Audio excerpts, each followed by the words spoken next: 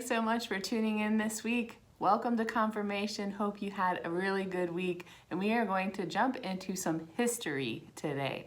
You'll see on our worksheet that this lesson is called The Rise of Rome. And you might be thinking, well, we've been studying the Old Testament. The Romans haven't even been mentioned. We have studied so many different types of Old Testament books. And if you remember to last week, we were in the book of Esther, and the audience we mentioned who would have been hearing that story was in exile. And that means that they were no longer in the land of Judah or in Jerusalem. They had been made to move to another place. And we found them in Persia at that point. Now, in this time, in 539 BCE, so that's, you might also know that as BC, King Cyrus the Great let the Jewish people in exile that were in Babylon return home to Judah and Jerusalem. And now you might expect that as people are going back to a place that they hadn't lived for a while, sometimes a generation had passed, it takes a long time for things to settle down. The area is divided and there's fighting between different groups of people. And the city of Jerusalem, which was so important because it housed the temple, feels the effects of people being gone for so long, returning, and then going through those disagreements and that fighting that took place. The reconstruction of the temple will take a while, it'll take some decades, and then renewing the city, it takes almost a century. And so when the temple is finished, we enter a period called the Second Temple period, and it lasts from 515 BCE to 70 CE, or you might know that as AD as well. So what's going on during all of that time? We start out with the Persian period. The people of Jerusalem of Israel are under the rule of a line of Persian kings. Then comes a guy you might know from your history classes, from social studies, Alexander the Great.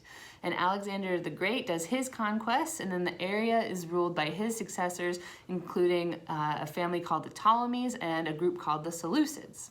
The Seleucids will include a very bad guy. His name is Antiochus IV Epiphanes. Antiochus IV Epiphanes. See, it's just really hard. Antiochus IV Epiphanes tried to exterminate the Jewish religion and get rid of the people. And so the Jewish folks, they want to keep their religion, their tradition, and they rise up. A group called the Maccabees. Jewish rebels revolt and win independence, which leads us to another time period called the Hasmonean period. And so we had the Persian period, the Hellenistic period with Alexander the Great and his successors, and then the Hasmonean period. And so there's some peace for a while, but then civil war among the Hasmoneans leads them to being vulnerable, and Rome is on a roll. They've established themselves in other places, and in 63 BCE, Rome comes and there's a conquest over the area. So then Judah, the land of Israel, and Jerusalem become under Roman control, and they are ruled by the Roman Empire. This is the period where we find Jesus living in the land dominated by the Romans in the New Testament. So we've studied the Old Testament all this year during confirmation, and now we've come to kind of the end of our look at specific books, and we're looking at this period of history that takes us from Old Testament to New Testament and the good news of Jesus in those gospel lessons, and then the epistle letters and other books in the New Testament too.